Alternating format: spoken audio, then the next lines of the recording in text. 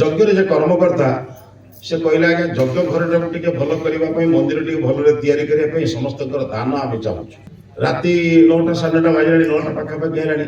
ଜଣେ ବ୍ୟବସାୟୀ ଲୋକଟେ ବ୍ୟବସାୟ ବନ୍ଦ କରିକି ଘରକୁ ଫେରୁଛି। ଆଶ୍ୱାସ ମାଗିଲା ଟିକେ ଗଲାବେଳକୁ 15 ମିନିଟ୍ ଖଣ୍ଡେ ବସିଦେଇ ଯିବା, ଟିକେ ପ୍ରବଚନ ଶୁଣିକି ଯିବା। ତେଣୁ ସେ ପ୍ରବଚନ ଶୁଣିବା ପାଇଁ ଗଲା, ପଛରେ ବସିଛି, ପ୍ରବଚନ ଶୁଣିବା ପାଇଁ ପଛରେ ବସିଛି।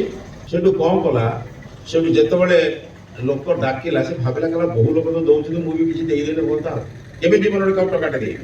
ହଠାତ୍ ତାର ଏ ଯୋଉ ଦାନ ପ୍ରସଙ୍ଗ ଶୁଣିକି ତା ମନରେ ଟିକେ ଗୋଟେ ଦାନ କରିବାର ଇଚ୍ଛା ସୃଷ୍ଟି ହେଲା। ତ ପଛରୁ ଉଠପଡ଼ି କହିଲା ମୁଁ ମନ୍ଦିର ପାଇଁ 1,00,000 ଟଙ୍କା ଦେଇଦେବି। ମାନେ ଆଉ ଛୋଟ ମୋଟିଆ କଥା ନୁହେଁ, କହିଲା 1,00,000 ଟଙ୍କା ଦେଇଦେବି। ସେ ଯେମିତି 1,00,000 ଟଙ୍କା କଥା କହିଲା, ସେଠି ପାଖରେ ଗୋଟେ ମାଳା ଥିଲା, ସେକ୍ରେଟାରୀ ଡାକିଲେ, କହିଲେ ବାବା ଟିକେ ଆଗକୁ ପଳେଇ ଆସୁନ, ଆଗକୁ ପଳେଇ ଆସୁ। ମୋ ନାଥ ହାତୁରାରେ କରୁଛନ୍ତି କାଜେ, ଆଗରେ ବସିଲେ ସେ କେବେ ବସନ୍ତି, ପଛରେ ବସିବା ଲୋକ ଆଜି ଆଗରେ ବସିଛନ୍ତି। କାହିଁକି ସମସ୍ତଙ୍କୁ ଆଗରେ ବସେଇକି ସେ ପଛରେ ବସିଥିଲେ, ଆଜି କାମ କରିଛନ୍ତି ବୋଲି ଆଗରେ ବସିଛନ୍ତି। ସେଥିପାଇଁ ଏତେ ପଛରେ ବସିବା ଲୋକଟା ଆଗକୁ ପଳେଇ ଆଇଲା।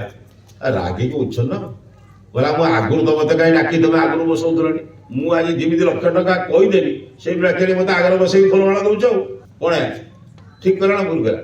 ସାଙ୍ଗେ ସାଙ୍ଗେ ସେ ସାଧୁ ପ୍ରବଚନ ଦଉଥିଲେ, କଣ କହିଲେ ଜାଣିଛନ୍ତି?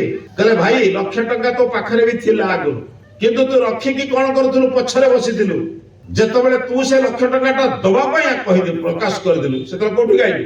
ଆଗକୁ ଆଇଲୁ। ରଖିଥିଲେ ପଛରେ, ଦେଲେ ଆଗରେ। ବୁଝିପାରୁଛନ୍ତି ତ ଦାନର ପରିଣତି କଣ?